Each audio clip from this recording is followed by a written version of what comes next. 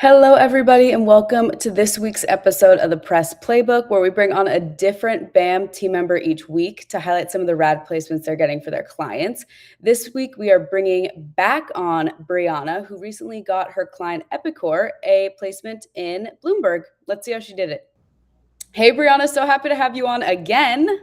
Thanks so much, Kendall. I'm happy to be here again. Yes. So for the folks who did not watch the past episode, why don't you break down your role at BAM, what you do, and all that good stuff? Yes. So I'm a senior account director here at BAM. I'm on the health tech practice. So I oversee a lot of the strategic and client communication for our health tech, healthcare clients. Everything from partners who are in like the AI, electronic medical record space, all the way to fertility companies like we saw in the last playbook. So kind of have my hands in everything within the healthcare practice. So, Briana, tell us a little bit about Epicore Biosystems, what they do, and all that stuff. Yes. So Epicore Biosystems is actually spun out of Northwestern. It was founded by a group of very reputable bioelectronic engineers, scientists, researchers, all of that jazz from Northwestern. Essentially, they developed advanced sweat sensing wearables. So think a little wearable patch that you would put on your arm that is capturing your sweat and outputting that into data. So it understands what your hydration looks like, your electrolyte levels, all of that to be able to then produce insights into hydration, wellness, performance, safety, all of that in real time. Is it an app? Like, can you as a consumer see it? So they have different use cases. One of their products, Connected Hydration, is a wearable and a mobile app and cloud platform that's targeted a lot more to the enterprise audience. Then they actually partner with PepsiCo and Gatorade for the GX sweat patch, which you may have seen at Dick's or at any kind of sporting goods. That is a wearable targeted towards consumers. So athletes, everyone from Lionel Messi has worn it to your everyday consumer mowing the lawn in the summer, wanting to see kind of what their hydration levels look like. So that one you can purchase, and it comes with a mobile app where you would get all of the data that's collected in that wearable at the palm of your hands. I love data like that. That's so interesting. However, I know I would be dehydrated. I know. So I know I would. Totally. So, Briana, let's go into a little bit about what you guys are pitching. What were the internal conversations happening for you guys to get to this point? Let's start there before we dive into the actual pitch. Yes. So Epicore had recently raised a $26 million Series B led by the Steel Foundation. So we were hoping to announce that large funding round and land it in a top tier publication like Bloomberg. It came at a very timely time in the world as we were seeing climate change conversations happening every day. And we're honestly seeing, rising temperatures and whatnot, where their product is integral to understanding how our bodies, our hydration levels, our electrolytes, et cetera, are being affected by some of the heat and having heat stress, all of that stuff. So we were looking to announce that, and we're hoping to do it kind of at the start-ish of the new year, since it did close towards the end of the year prior. So let's pull up this pitch here. Yeah. I will have it on my end. Let's make this full screen so everybody can see it. So break down this pitch a little bit. Go through kind of why you guys put what you put, why you laid it out the way you did, just so that everybody can get a full picture here.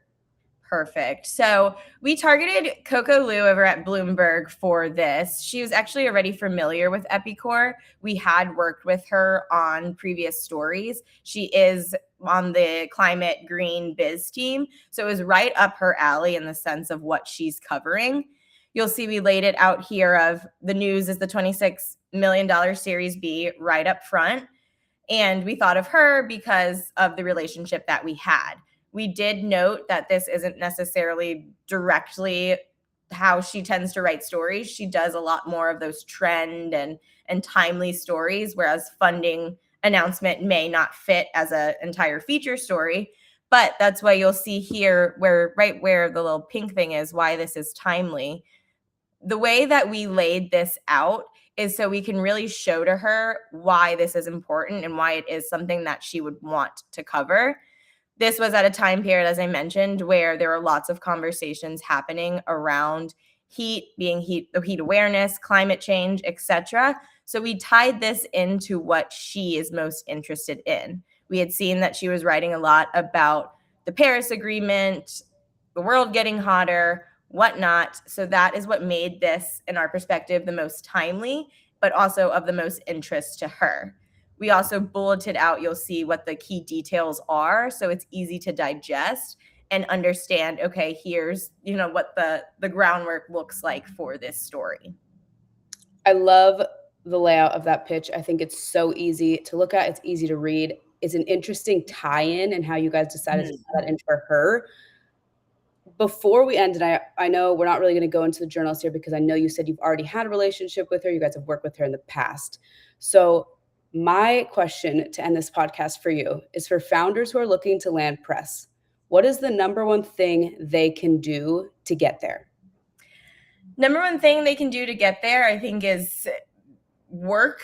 It goes for no brainer, but really work with your team to understand and have the information and assets that are going to work the best with the independent or with each specific journalist. One thing that was especially unique for this situation is Coco actually originally came back to us and passed on the story. This, like I mentioned, was at the start of the year, which I don't know if you remember, last year was the LA fires. She was pulled completely onto covering that. That was a huge moment in time for her. So we ended up going back to Epicore and saying, here's where we're at. Here's what we recommend in terms of assets. Let's see if she can go to the Super Bowl where they're going to have an activation. Let's offer her, one of the patches, see if she can play along with it, get familiar with it and whatnot. Let's move the date if we need to do so. And it ended up working in our favor. And we were on time with what we originally posted or what we were originally tacking towards. So we were lucky in that sense. But I will say, just listen to your PR team. We know what we're talking about. There was a little bit of back and forth on we need this live by X date. So just listening to your team, letting them know what is actually available, because there may be things that you don't think is of interest to media that may be something that you heard in passing or data that you thought was meh, whereas we could see it and say, oh my God, this is perfect. This is exactly what we need to land it. And we'll be your strategic partners in that guidance and recommendations. It's really about forming the partnerships and Yes. working together strategically and effectively. Exactly. Well, Briana, thank you so much for coming on, for highlighting this placement and this client. We're so grateful. And for everybody listening, we will see you again next week. Thanks, Kendall.